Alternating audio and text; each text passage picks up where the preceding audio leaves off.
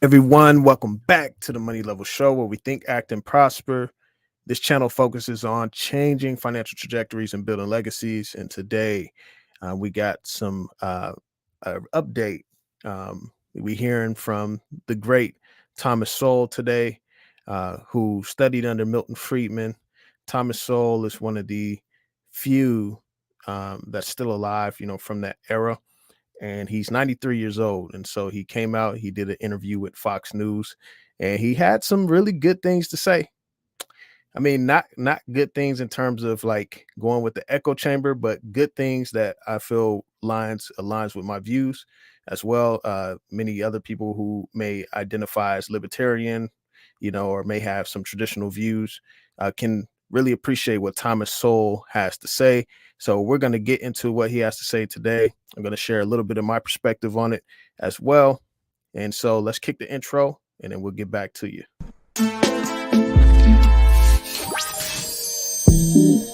Think, act, and prosper. You are now tuned into the Money Level Show.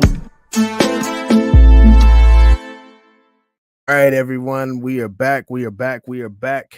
So we're going to jump over to this recent interview with Thomas Sowell. Thomas Sowell, I mean, he's one of the great. He's a great author. He's written multiple books. Studied under Milton Friedman, who was one of the greatest economists in our nation.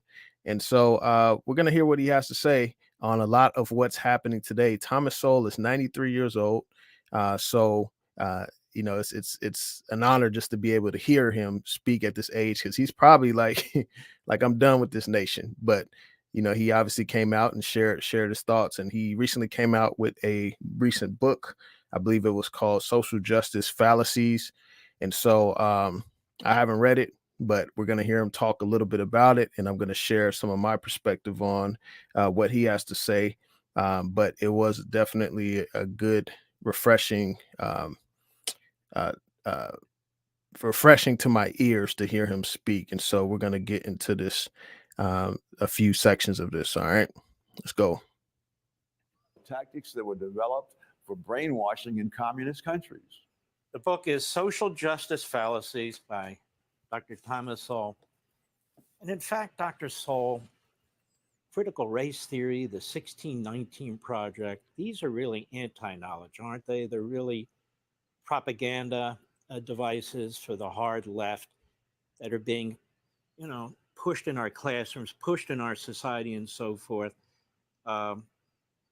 These attacks on the American system, do they promote equality? Do they promote unity? Do they promote a melting pot society, or are they intended to destroy this culture? Clearly, it's the latter. And also, when you said it's not just propaganda, it is propaganda that overtly prevents other views from being heard. If they would. All right, so he goes in, he says that many of these initiatives, they prevent other views from being heard. And so for me, like I work in the education system.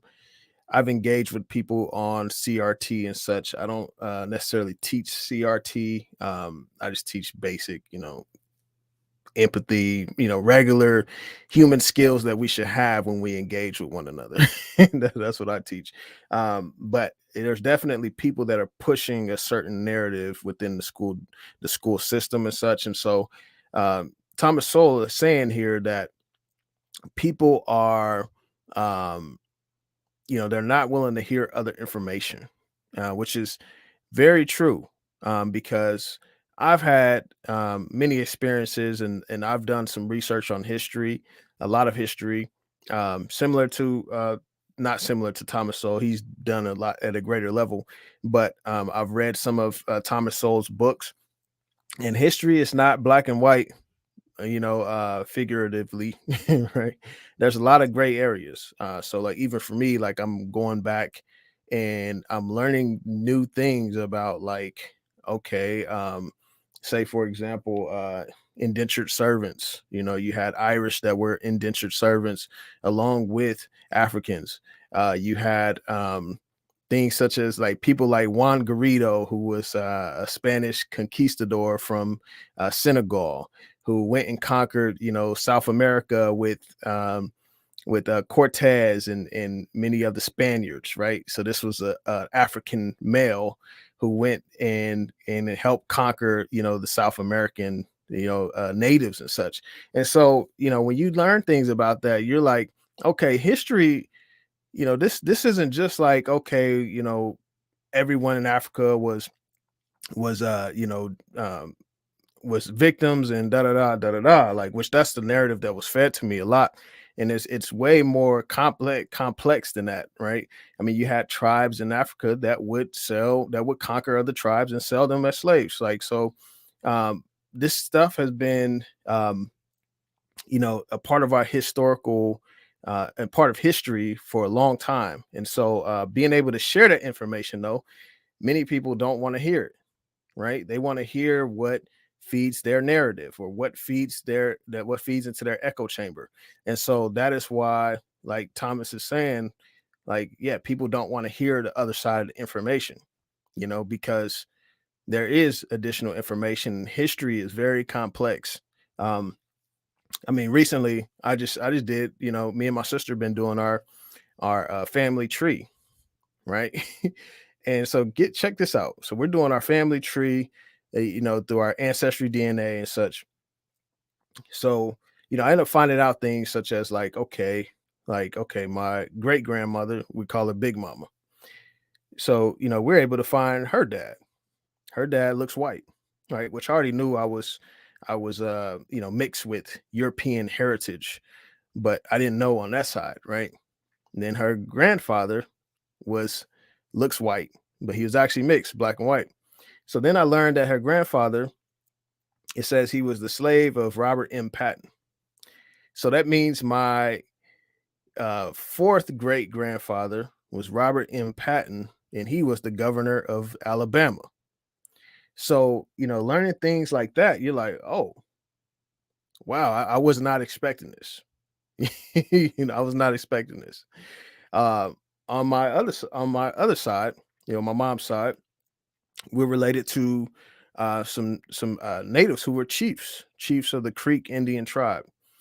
One of my fourth great, he actually sold the land to the government. His father was assassinated because of that, and they're native. They were assassinated by other Indians, and he went and fought for the Confederacy. So I'm like, okay, it's just blowing my mind, even just, understanding, like that history is so complex, and you cannot sum it up to, oh, it was this or that, right? It's so many gray areas in there. And so that's why I appreciate Thomas Sowell sharing this. So we're gonna get back to the interview. I'm gonna digress a little bit, but let's get back to it. Just propagandizing, but the students were allowed to learn other things as well, different ways of looking at life. That's one thing. But anyone who, for example, there are people who've taught academic courses on racial and ethnic issues at Harvard and other places who just simply stopped teaching their courses because if they were saying anything that was different from what the propagandists were saying, you would have violence on the campus and so on, and the university administrators would not protect their classes. So they just stopped doing it. One of the great scholars in this area, the late Stephen Thernstrom, simply stopped teaching his course because you had ignorance silencing knowledge. Ignorance. Wow. Wow. So he shares how ignorance was silencing knowledge. Um, and that was a very profound statement. And so, and he's talking about how like he was a professor for so long, and you had people that were in this field, in a profession field, professors that knew history. He talks about his, one of his colleagues who was a great scholar, and they have a lot of knowledge on history, but if it did not feed into a specific narrative of history, then people would come and rule them out, or protest them out or whatever, which is dangerous, right? It's dangerous because we cannot change the historical record. The history is what it is, right? I can't go back and change my ancestry. It is what it is. You know what I mean? And so he shares some really important points there that I really liked. So we're gonna get back into more of it. Play. Silencing knowledge. And you write an entire section on knowledge. You break it down into different subsections. Um, Let me ask you this. I don't even know if you watch news these days, but you're talking about what goes on in the classroom. Are we really a nation that's about knowledge now? Or are we a nation that's about uh, substituting the language of the hard left for real words, substituting the thought process of people who really seek to find quote unquote the truth with ideology? What have we become on the whole? I mean, when I watch the news, all I hear is propaganda, surface level BS. Well, yes, and uh, that's the norm, unfortunately, in academic institutions, even the most prestigious. With the entire Ivy League is in that same mode. That people who it scares me because you have people like, say, Heather McDonald or Charles Murray will come on a campus, and they do so at physical risk to themselves. And again, the authorities do nothing. I've been of course I don't normally go to those things anyway, but I've been on in some of them where they had the police all around, the doors all locked, and people outside banging on the windows and doors just to disrupt the talk that's going on inside. Uh, I remember back in 1969. This has been going on a long time. All right, so I got to chime in on this part. So he's talking about when he comes to, like, or when people, um, when he comes to, uh, so the cap says, AKA soft language. I don't know what you're saying. Could you clarify, or are you responding to the video? Which I'm sure you're probably doing that. But what's up, the cap? What's happening? So I was really, when he said that, because I had this situation. I used to sit on this council for human rights, and there was a guy that was coming to speak at a church. He was very conservative, and he had his views on transgender bathrooms, and people were like coming to the city the council, which I was on the board. Someone asked me if I wanted to join. I was like, okay, cool, I'll join.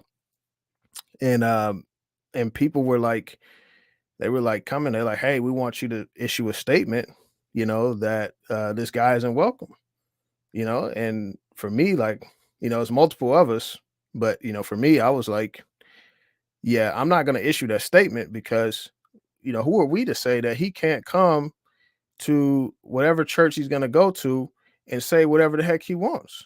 Like, um okay, got you, the cat. Yep, that's true. Appreciate you sharing. Appreciate you chiming in. Um, but like, for real, like it was just I was like, who am I to say, who are we to say that someone can't come to a county to share his views at whatever church he wants to share them at? And I was like, okay, I'm recusing myself from this vote. I'm not going to involve myself in this because I just don't think that the world works that way. I don't think our nation works that way. I don't believe, that's legal. Right. And so we did have some other members, they chimed in on it and they felt like they wanted to issue a statement. That's their choice, right? I'm not judging them based on their choice. But the guy ended up coming back and doing a public records request on us, wanted all correspondence, everything. I don't know what he did with it, but like it just went to show, like, okay, yeah, like you can't, just use your power um to pretty much restrict someone from their constitutional rights or whatnot because they have a different viewpoint than you. You know what I mean? And so obviously, if there's something of the nature of, you know, sex trafficking or violence against any type of group of people or things of that nature, like, yeah, like that is something that shouldn't happen. I mean, even as libertarians, even as I'm kind of leaning more towards libertarian, philosophy and political, belief. But they believe like people shouldn't be hurt. Like you have your freedom, but you should not just be going out and hurting people. So when it comes to things like that, many people agree on.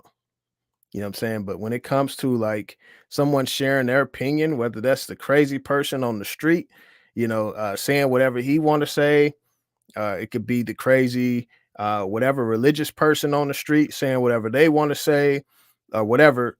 I can't, restrict someone for saying what they want to say. They have the right to freedom of speech. And so, I recuse myself from that. I was like, yeah, I'm not gonna be involved in this decision. And so, yeah, Thomas Sowell saying some real stuff right here. Let's get back to it. Time, and it's so sad that it's taken us so long to become aware of it. 1969, students at Harvard went into the administration building, seized it, went into the personnel records, and were passing out all the personal information for the faculty and other things to the media and so on. The president of Harvard called in the police. The Harvard faculty gave a vote of no confidence to the president. He resigned. And I think after that, other presidents decided that the way is to get along is have preemptive surrender. And that's been really developed into an art. You've been studying our country for a very long time. The history, economics, philosophy, you covered the whole horizon. 40 years ago, 50 years ago, today, is the country in a better position today than it was half a century ago, or is it in a worse position today? Oh, much worse, much worse. The silencing of the other side has now become much more prominent. And the real danger is not in the silly ideas that are being promoted. It's in the fact that nobody else is allowed to reply to them without some danger to themselves. Do you see in this country a Yeah, that was a very key point.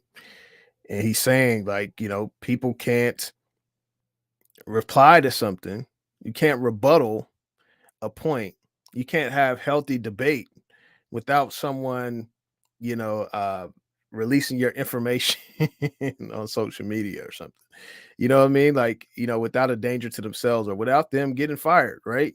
Um, and I've been, involved in a few situations, along these lines. One of them was I was at working at Bremerton High School when Coach Kennedy was exercising his religious rights, and you had people coming and they were like, "Hey, he can't exercise his religious rights, and he can't, kneel at the the 50-yard line to pray with kids and students and stuff." And that was a very messy time, messy situation. But ultimately the Supreme Court sided with him, like, "Hey, he's exercising his freedom of religion." You know, but like it's a danger for people. People should not be fired for, you know, uh, expressing their views or not willing to take, a substance, right? You know what I mean? Um, because that happened a lot up here, when in the state I'm in, where people were like forced to take a substance, right? If they to prevent them from getting a certain disease. That was just a reality for a lot of people. And that was wrong. That was, and so like the danger was like if someone, had a rebuttal or had some type of alternate point of view on that, they were pretty much criticized or their livelihoods is threatened, and so he's saying some real stuff right there.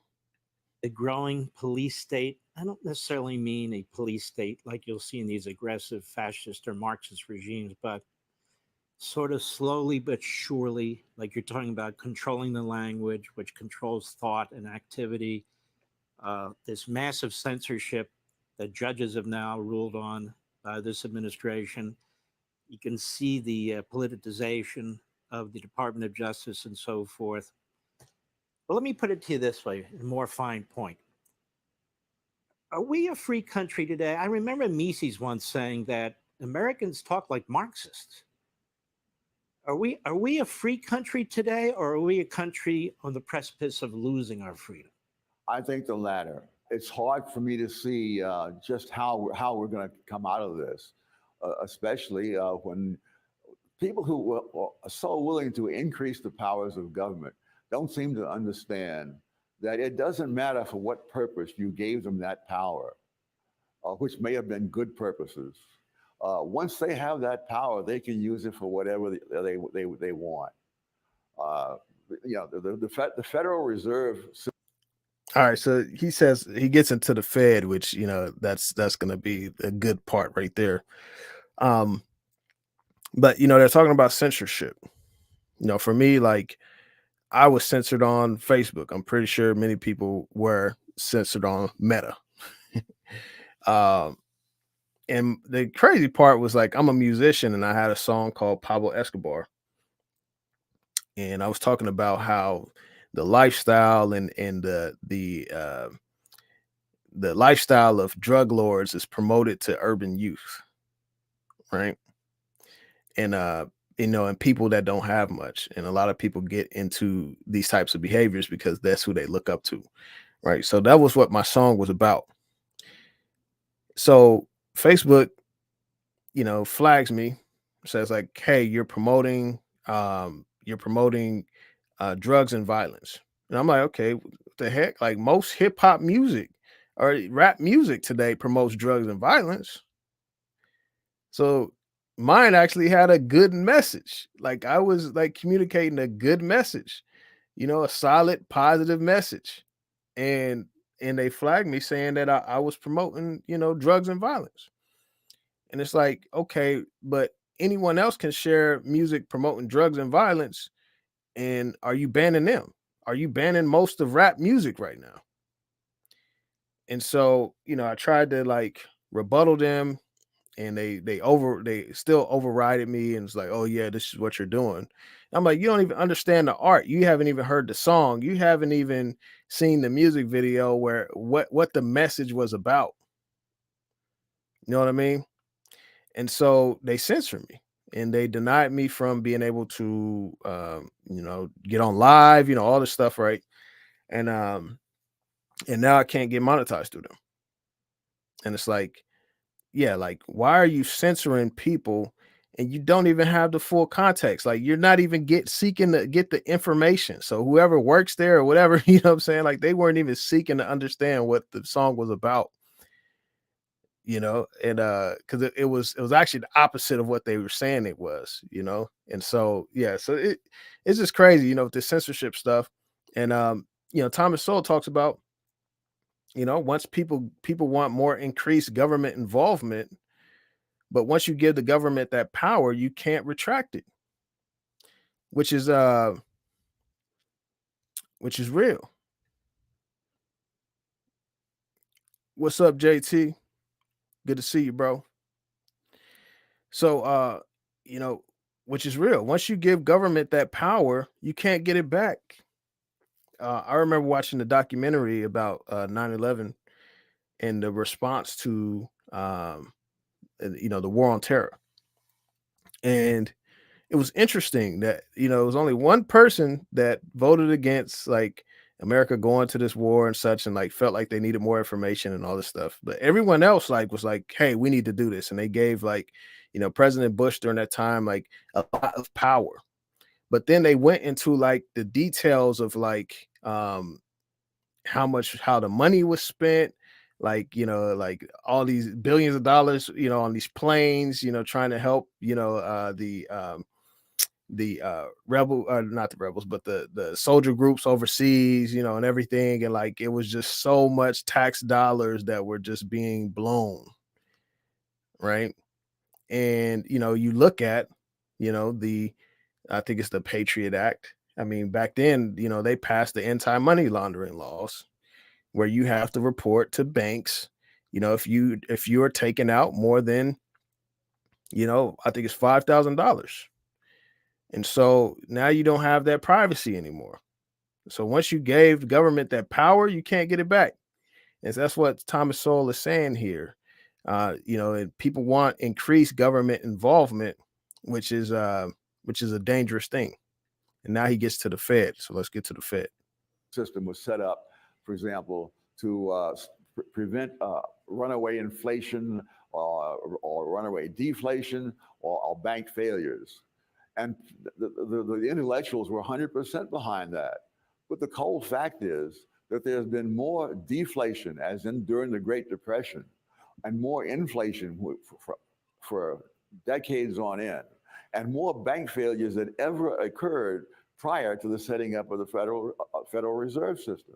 But the Federal Reserve System, for example, can force people to do things they don't want to do just because they have the power to hold up what their decisions are. And so the power created for one purpose is then used for some different purpose. When FDR took the United States off the gold standard, he used the law passed during the First World War to prevent trading with enemy nations. But once the power was there, you could use it for anything you wanted to. Hey, Sean. All right. So Thomas Sowell speaks to the Fed. He's saying that, you know, the Fed was started to prevent bank failures and to prevent runaway inflation and deflation and all these things. And this is exactly what we're seeing because, you know, they're obviously in bed with the government. And we got the opposite of what the intention was. And then he talks about, you know, how they can force anyone to do whatever they want. I mean, that goes to like CBDCs. Like, you know, if you have the money printer, the person who controls like the reserve currency and create currency, you know, at will, right? You know, and they say, hey, you got to use this currency. You got to use this digital currency. They could do that. And what are you going to do about it, right?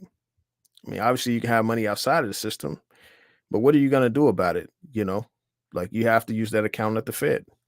And so, you know, Thomas Sowell, you know, he came out, you know, spoke some straight facts on an interview. I linked to it in the description so that you could check it out, the full interview. But it's good to hear from him. You know, he's 93 years old.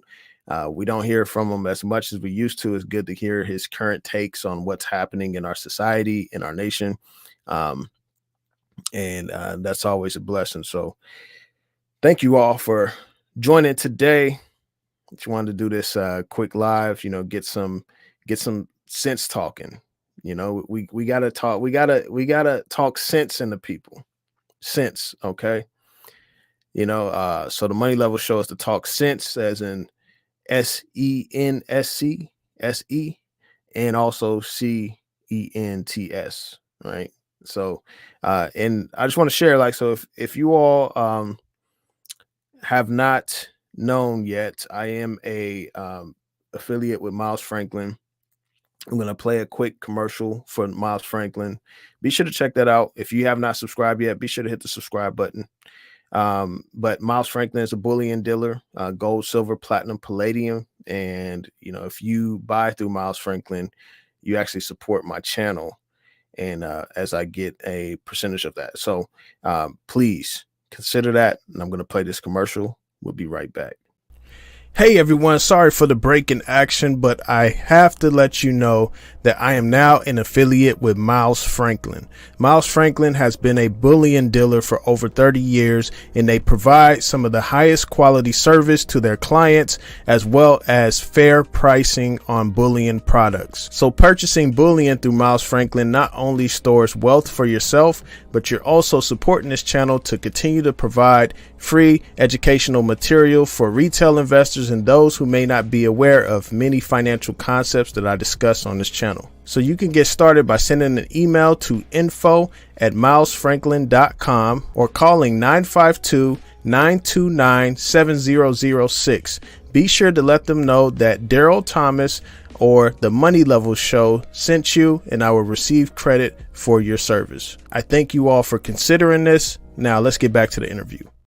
All right, cool. We back to the live. Appreciate the Cap for coming through. Stay contrarian. Yes, contrarian. You know, that's a good thing. I mean, we have to do the opposite of what people are doing. I mean, people are, losing their minds out there. People were making poor decisions. We have to do the opposite of that. So appreciate you sharing that. You stay contrarian as well. I think that Thomas Sowell had some really good points to share. I always appreciate, him because he was one of the few African Americans that were like really in the space, in the economic space. You know what I'm saying? Like, during that time, with Milton Friedman and everyone, and Thomas Sowell was just sharp, we're actually going to watch a video. I don't know if y'all know this, but Thomas Sowell had questioned Biden in an old, it was an old hearing, and he freaking like checkmated Biden during that time. So we're going to watch that. We're going to watch that real quick. Cause that was a pretty interesting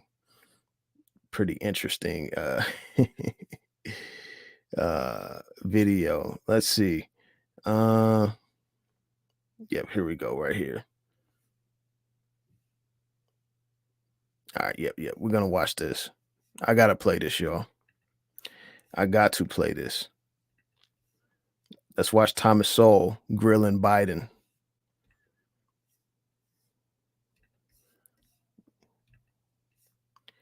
Here we go. Quiet,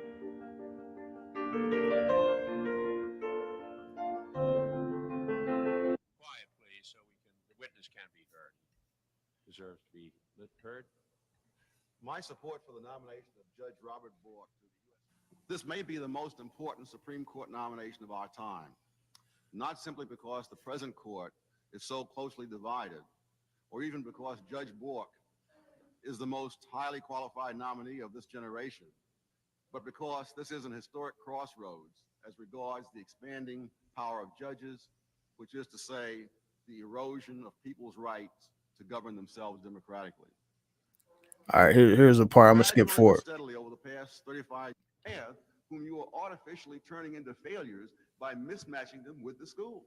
The problem is not whether you believe that school desegregation should have ended. I believe it should have ended long before. George Bork believes it should have ended long before. What he and what I have objected to are the principles used in that decision, because those principles take on a life of their own and they come back to haunt you in other areas. Obviously, this old phrase, the hard cases make bad law, derived from that fact. You dream up a principle to reach this result, and then the principle has a life of its own. So the principle of desegregating the No, school. that wasn't the principle.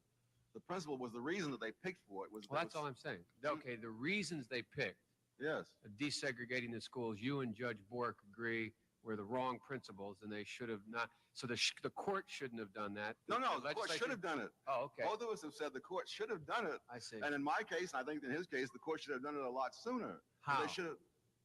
They should have ruled that it wasn't equal protection of the law, because nobody in his right mind believes that there was equal protection of the law in the Jim Crow era of these school systems. I'm just trying to figure out what you're saying. Then this is what bothers me. People are talking about how judges should be sensitive to this particular group or that particular group. And if that means anything, if it means he's applying the law differently, that's precisely how blacks were held down for generations in the South. So by literacy applying the law differently. So literacy tests, as long as they were equally applied, are all right. Sure. So I thought you thought. I gather from your comments about MIT and Harvard that you don't think there's enough blacks out there who are qualified to fill the number of vacancies allotted for them in those schools. Is that right? Is that what you're saying? Well, the word qualified is misleading. I got it. So, but my point is, you believe there are not enough black women and men out there that are the same as white women and men to be able to go through Harvard and MIT. What you're It's saying. not a question of what I think, it's a factual matter. So factually, you're saying factually there are not enough. Factually, this study's already been done by Clipgard at Harvard, and the figures are all there. Anyone can look them up. Okay, no, I just want to hear from you. I want to know what you're thinking. Hey, hey, So that it's called was hey, so that was pretty interesting. Yeah, it was low, man. Yeah, it's so much. The footage is so old. It was just hard to turn it up. I had my computer all the way up and stuff. Like, yeah, it was low. But yeah, man, he pretty much. I mean, he was talking about how Joe Biden was trying to catch him up. In his I think it was a testimony about the judge that he was trying to that he was advocating for to get into. I don't know if it was Supreme Court or something. But anyways, Joe was trying to catch him up, and say like, "Oh, well, you don't agree, like, you're saying that blacks and black women and men shouldn't be in Harvard because of da da da da da da." And Thomas Sowell like directs him back to like the facts, the statistics and such. And so like it was pretty interesting how he engaged with Sleepy Joe in that old clip. And so I don't know if y'all saw that, but if you couldn't hear it, be sure to go check it out. If you type in Thomas Sowell and Joe Biden, you will find it. You will find it for sure. So, all right, y'all, I'm about to go. Appreciate you all for tuning in and, staying engaged and such. So be sure to hit the like button on this video, subscribe if you have not yet, and you all have a blessed night. All right. Peace.